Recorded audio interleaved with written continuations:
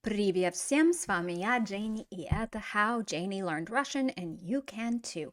We are finishing out our genitive case unit. We have 2 more days, and today we revisit, I know he's one of your favorite students, favorite guests on my channel, and that is our Bidnyashka. He's kind of our friend that's really struggling with Russian grammar. And so I do this to model for you the experience of being in a classroom as if you were to hear some of your peers making mistakes. And as you notice their mistakes, you can think, am I making that same mistake? So this is actually a really great way to improve any skill for that matter, is kind of watching somebody else struggle. I know that sounds like sadistic, but it is kind of true. If you watch somebody else struggle and then you yourself are thinking of ways of how to help them with that, and then in so doing, you help yourself. So here he is. Here's my bidnyashka generated by ChatGPT, and he says, "Я люблю русский язык." So let's go ahead and get started. As you know, this is all based on my textbook. The link for you to purchase that is in the description box below.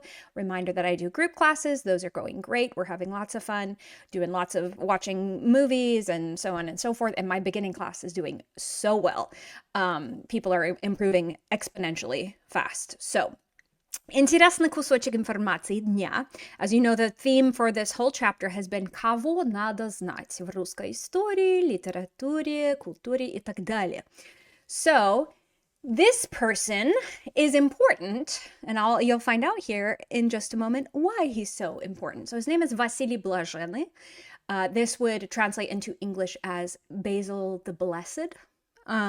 He lived in approximately 1468 to 1577, and he was what is called a yurodivy, which means like a holy fool is what they're called. And we don't really have this concept in like Catholicism. Maybe Catholics do. I'm not an expert on Catholicism, but Protestants don't really have saints, and we don't really have this concept of like a person who, it could be mental illness, but essentially they act like a crazy person, but it's actually like Christ in disguise, or it's the opportunity to treat that crazy person as if they were Christ themselves. So it's like they're sent to us to challenge our faith and challenge our charity, and do we behave accordingly, right? So Russian Orthodox has this kind of belief that these crazy people who we in the West would think are crazy are actually holy. And they purposely act like fools to challenge our faith and our charity. So this is Vasily Blazhenny. He was famous for kind of wandering around Red Square naked in the middle of the winter, which is definitely crazy, right? He must have some holy protection to survive that.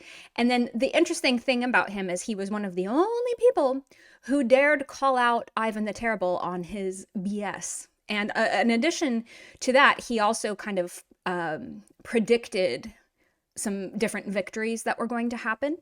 And so, people thought, well, man, he must 100% be a holy fool if he's able to confront Ivan the Terrible. Another take on that is that he was crazy and he didn't really care what Ivan the Terrible thought about him. But the Orthodox belief is that he was sent from God and he was holy. So the reason why you need to know Vasily Blazhenny is because guess what? That most iconic picture of Russia is inspired by Vasily Blazhenny. So this cathedral already existed to a certain degree, but it was built out more elaborately in honor of Vasily the Blessed. So that's why it's called St. Basil's Cathedral. It's named after this holy fool that was known to wander around Red Square.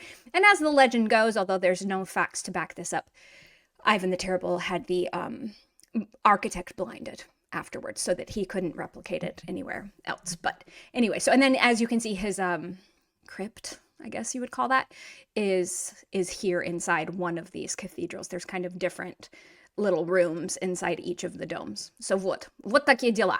Okay, so today Bidnyashka's answers are going to be based on this tool inventory that is at the end of all of these chapters. It's like, okay, we went through and then we learned the endings. Now what? Okay, so what we're going to do is we're going to go through and have a conversation that is going to force you to use genitive singular. So again, you get introduced to it at the beginning of each chapter of like goals, and this is what I should be able to do by the end of the chapter. And then now as we get to the end of the chapter, we have our opportunity to actually perform, right? And if you were in my classroom, this would be an oral exam. These would be the bilety, meaning you don't know which one you're going to get.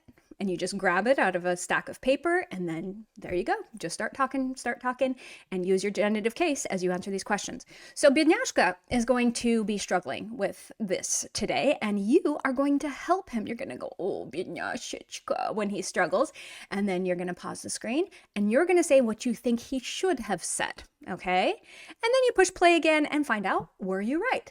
Or are you a Bidnyashka? Окей, хорошо, поехали. Вопрос номер 1.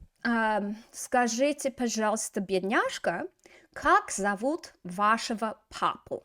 Okay, and then remember I do бедняжka's voice in a really stereotypical American accent, so enjoy. Мою папу зовут Bill.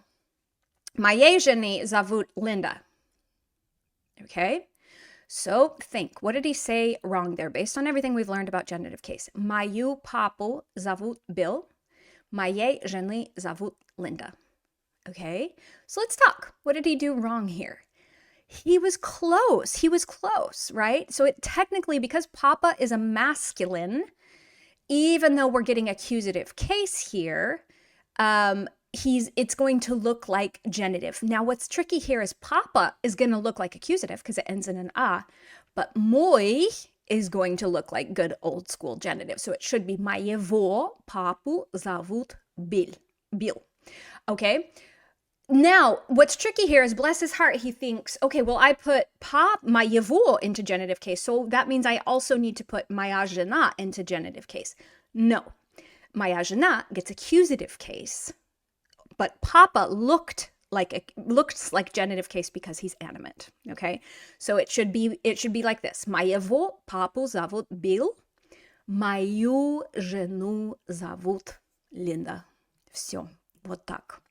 Окей, следующий вопрос. Скажите, пожалуйста, бедняжечка, кого вы часто видите? Then he says, я вижу жену и дочью каждый день. Я вижу мой брат почти каждый... Oh, wait, I was going to do that in my American accent. Let's try it. Я вижу жену и дочью каждый день. Я вижу мой брат почти каждый день. Okay? So, where are his mistakes? Okay? So, я вижу жену. Прекрасно, молодец, бедняжка, right? So that one's correct, right? Because жена is a feminine singular. So it's going to look like good old school accusative. Now, bless his heart, he thinks, well, дочь is feminine, and I'm getting accusative, so I need to put a U sound on the end of it. All accusative feminines need to have some sort of U sound. I can see where you're coming from, бедняжка, but that is not the case with feminine singulars that end in мягкий знак. They receive no change whatsoever. Okay, so it should be я вижу жену и дочь каждый день. Now, we come down to мой брат. He's doing something to them. He's getting accusative, but мой брат is animate. So he's going to look like genitive. So what should this one be? Я вижу моего брата почти каждый день. Вот так. Okay? Я вижу жену и дочь каждый день. Я вижу моего брата почти каждый день. Все. Так. Окей. Следующий вопрос. Вопрос номер 3. Чего нет в вашем городе? Чего нет в вашем городе? Okay, so remember, when you don't have something, you have none of it. So I'm literally saying, of what is there none in your city, right? So бедняжка says, у нас не есть библиотека, у нас нет русского ресторана. Okay? So this is a classic. This is a classic English speaker mistake. У нас не есть. That, bless everybody's hearts, they think that that's how you negate having. No. У нас нет. Okay? So у нас нет, and then the thing you don't have gets genitive case. So let's put библиотека into genitive case. У нас нет библиотеки.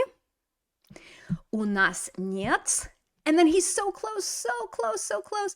У нас нет ресторана is correct, but русский needs to get genitive case as well. How would we put русский into genitive case? У нас нет русского ресторана. Все. Вот. Окей. Следующий вопрос. Где находится ваш штат? Okay, so this is going to force you to use that на юге от, на севере от, на западе штата, типа того. So remember we talked about that and using directions and proximities using от plus genitive case. Okay? So бедняжка говорит, мой штат находится на юге Теннесси и на западе Алабамы. Okay? So, мой штат находится на юге Теннесси и на западе Алабамы. So, that would mean, this doesn't make any sense. My state is located in the south of Tennessee and in the west of Alabama. What in the world kind of state could that be? How can it be a state located in Tennessee? You see what I'm saying? So, he left out a very important thing here. От. Okay? Мой штат находится на юге от Теннесси и на западе от Алабамы. Вот. Это какой штат? Как хорошо вы знаете географию США. Это штат Миссисипи. Да? На юге от Теннесси, на западе от Alabama. Вот так. He was so close. He just forgot those little ots. If he were doing an oral exam with me, like I'd dock him very minimally because he at least got his genitive cases going pretty well. So, вот, следующий вопрос. Откуда вы? Откуда ваши предки? Okay, so when you're telling people, я из Америки, etc., you're using, those are, a lot of times that's one of the first phrases you learn in Russian, when you're learning Russian. You're using genitive case. So вот, so he says, and by the way, this is a very common mistake, even natives make this mistake. Я с Америки, мои предки из Франции и Германии. Okay, so let's look at я с Америки, okay? So you only use с to mean from if you would use a на when saying in. Okay, do you get it? So you would never say я живу на Америке. Я живу на Америке. So therefore you cannot say я с Америки. Okay? So for example, the most common place that you're going to hear this in from Russians or from Russian speakers is я с Украины. And that goes back to do you say на Украине or в Украине? Okay, so the opposite of в is is. The opposite of на is с. You see how those line up? So you would not say я с Америки. It has to have a на to deserve a с to mean from. So he should say я из Америки. Вот. And then he says, мои предки из, okay, this is why you need to know the Russian word for countries, not just how it sounds in English, because it could be a totally different thing in Russian. So France is Francia. It's not France in Russian, okay? It's Francia. So knowing that, that's going to affect how you put Francia into genitive case. So it should be мои предки из Франции и Германии. Все. Вот так. Окей, следующий. Как вы думаете, бедняшечка, у кого, например, красивое лицо? У кого трудная работа, right? So this is forcing him to put the person who has that thing into genitive case. So let's see if he can do it. He says, у эта русская девушка красивого лица. У Владимира Путин трудная работа. Okay? So he put all the wrong things into genitive case. So let's see. У эта русская девушка. Okay? So эта русская девушка needs genitive case. Let's do it. У этой русской девушки. And then she has a beautiful face. So красивое, it should be just nominative. Красивое лицо. Whereas красивого лица is she doesn't have a beautiful face, but she does, because she's Russian. So most likely she has a beautiful face, right? У этой русской девушки красивое лицо. Вот.